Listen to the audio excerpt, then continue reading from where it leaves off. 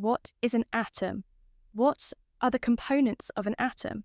Before we dive deep into the world of atoms, let's take a step back to 500 BC, when the Greek philosopher Democritus proposed the theory of atoms.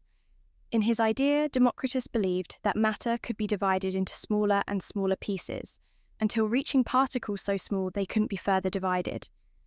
He called these particles atomos, meaning indivisible or uncuttable. This concept laid the foundation for our modern understanding of atoms. So, what exactly is an atom? Atoms are like tiny building blocks that combine to form everything, from the air we breathe to the apples we eat. They are the smallest unit of matter that retains the properties of an element. Essentially, everything you see and touch is made up of atoms. From the chair you are sitting on to the screen you are watching this on, atoms are the fundamental components of our universe. What are the components of an atom?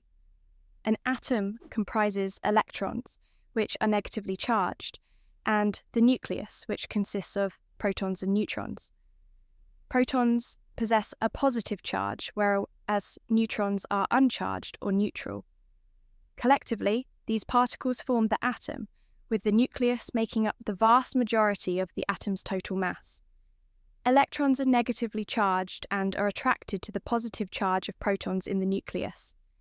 As a result, electrons all orbit the nucleus at various energy levels, or shells. These electrons are much lighter than protons and neutrons, so they don't contribute significantly to the atom's mass. To illustrate this, protons and neutrons have similar masses of 1.67 times 10 to the power of minus 24, which is equivalent to 1 atomic mass unit. In contrast, the mass of an electron is equivalent to 0.000549 atomic mass unit, which is negligible compared to the mass of protons and neutrons. A substance that is made up of only one kind of atom is called an element.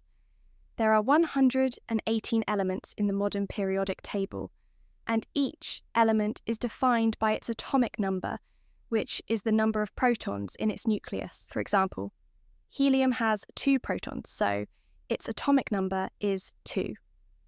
The mass number, on the other hand, is the sum of protons and neutrons in the nucleus. Isotopes are different versions of an element with the same number of protons, but varying numbers of neutrons. For instance, carbon-12, carbon-13, and carbon-14 are isotopes of carbon. Unlike being alone, atoms have a propensity to form connections with other atoms, creating molecules through chemical bonds. 2 primary categories of bonds exist: ionic and covalent.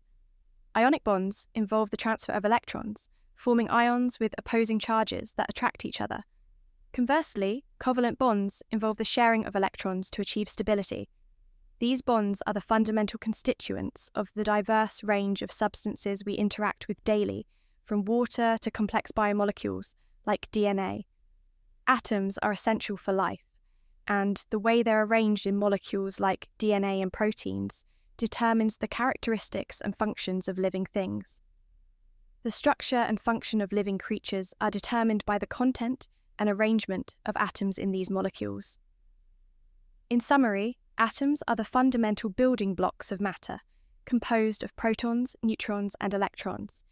They bond to form molecules, shaping the world around us. Remember, everything starts with atoms. From the smallest molecule to the largest galaxy, atoms are the foundation of our universe. If you enjoyed this video, please give it a thumbs up and subscribe for more videos. Also, if you have any questions or topics you'd like us to cover, drop them in the comments below. Thanks for watching, and we'll see you next time.